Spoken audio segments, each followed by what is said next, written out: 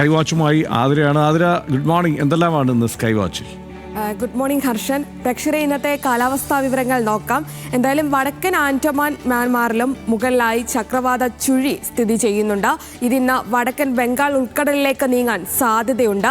September 25ഓടെ Myanmar Bangladesh തീരത്തിന് സമീപം മധ്യകിഴക്കൻ വടക്കു കിഴക്കൻ ബംഗാൾ ഉൾക്കടലിലേക്ക് പുതിയ ന്യൂനമർദ്ദം എത്തിച്ചേരാൻ സാധ്യതയുണ്ട്. അതിനാൽ തന്നെ വരും ദിവസങ്ങളിൽ കേരളത്തിലും ഇന്ത്യയുടെ വടക്കു കിഴക്കൻ മധ്യകിഴക്കൻ സംസ്ഥാനങ്ങളിലും മഴ ലഭിക്കുമെന്നാണ് മുന്നറിയിപ്പ് നൽകിയിട്ടുള്ളത്. മാപ്പ് പരിശോധിച്ചാൽ വടക്കൻ കേരളത്തിൽ മുന്നറിയിപ്പ് നൽകിയിട്ടുണ്ട്. യെല്ലോ അലർട്ട് 2 ജില്ലകൾക്ക് നൽകിയിട്ടുണ്ട്. കണ്ണൂരും കാസർഗോഡുമാണ് യെല്ലോ അലർട്ട് നൽകിയിട്ടുള്ളത് എന്നാണ്. തെക്കൻ മധ്യ കേരളത്തിലൊന്നും മഴയ്ക്കുള്ള സാധ്യതയില്ല. ഗ്രീൻ അലേർട്ടാണ് നൽകിയിട്ടുള്ളത്. എന്തായാലും മഴ വീണ്ടും സജീവമാകുന്ന ഒരു സാഹചര്യം നിലനിൽക്കുന്നുണ്ട്.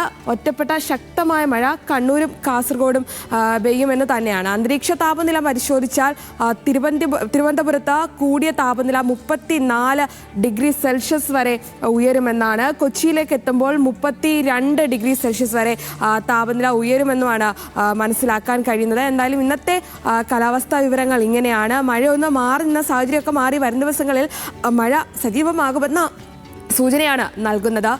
ഹർഷൻ, ഇങ്ങനെയൊക്കെയാണ് ഇന്നത്തെ കാലാവസ്ഥാ വിവരങ്ങൾ. റൈറ്റ്, ആതിരയാണ് വിശദമായ വിവരങ്ങൾ നൽകിയത്.